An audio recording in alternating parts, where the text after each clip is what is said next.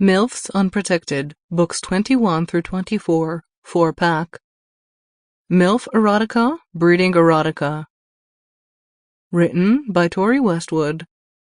Narrated by Edie Olliver. Insatiable.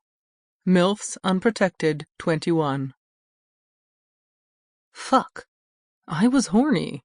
I was horny all the time. Almost all of my waking hours would be spent deep in sinful thought. In between work, I'd fantasize about being ravaged by the perfect man. I always pictured a rugged, mature, commanding Adonis to conquer me and satisfy all my urges. In my head, he was the yin to my yang, but in my experience, that type of guy just didn't exist. It's ridiculous, I know. Guys are horny all the time, right? Nope. Sure, for a few weeks they can satisfy me, but soon they want something deeper and more meaningful, and that wasn't what I was looking for. I had to find someone special. The longer my sex drought continued, the more desperate I became. I'd look at the store clerks or door-to-door salesmen and imagine fucking them. It was as though my mask of sanity was slipping. The only thing I had left to temper the urges was masturbating. Things were getting really desperate. And then he arrived.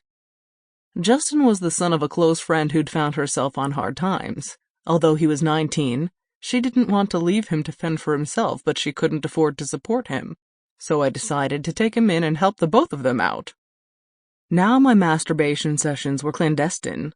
They were done in my room after dark, with careful precision and the quietest moans imaginable. It was a real in-and-out job, if you'll pardon the expression, but it was never long before I was horny for more. Justin was a good kid, but I guess he'd gone a little wayward while he lived with Sharon. He'd grown out his facial hair and started hitting the gym to get muscles like his absent father. It had worked. His pecs were always barely contained by his tight t-shirts. On more than one occasion, I'd found myself desperately trying to separate the body from the man in order to enjoy a fantasy or two, but his face would always interrupt and I'd be left with a deep, shameful conflict.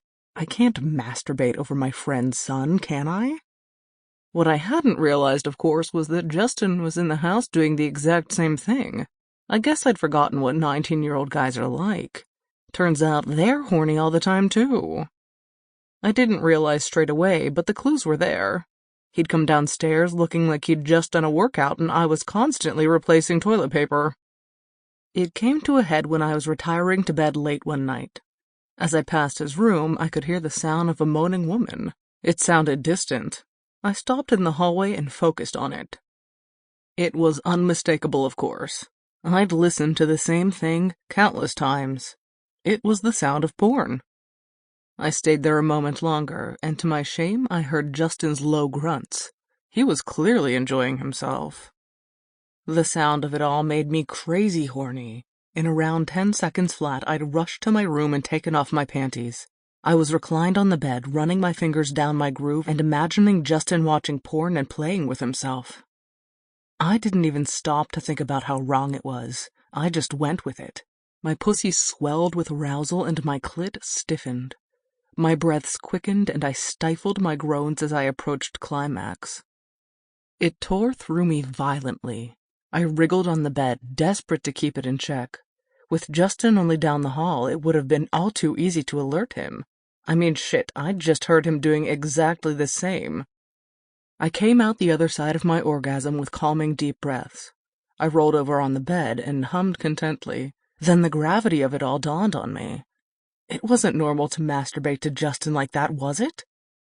I stared at the ceiling, looking beyond it in a daze. What did it all mean? Was I a bad person? The thoughts didn't linger long. Eventually, I drifted off to sleep. The next morning, I went downstairs to make breakfast. After around 20 minutes, Justin arrived. I couldn't even look at him. "Sleep well?" I asked. He grunted. "Not too bad. You?" "Pretty well. I was out like a light." I heard him scratch his stubble. "I stayed up late watching movies." My eyes spread wide. "Anything good?" "Nothing special."